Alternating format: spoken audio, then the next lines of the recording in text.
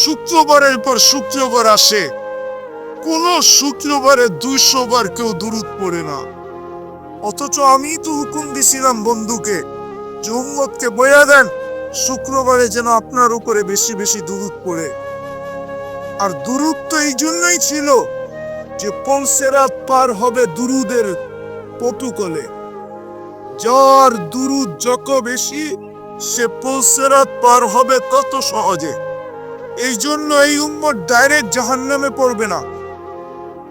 জাহান্নামে যদি পিছলায়ও যায় পলসেরাত থেকে, তো পলসেরাত জোড়া লটকায় থাকবে, চূড়া থাকবে। দেখা হবে আর দুরুদ আছে কিনা। যদি দুরুদ পড়ে থাকে তো দুরুদ ছুটতে ছুটতে আসবে, একে ধরা পলসেরাতের উপরে উঠায় দাঁড় করাবে।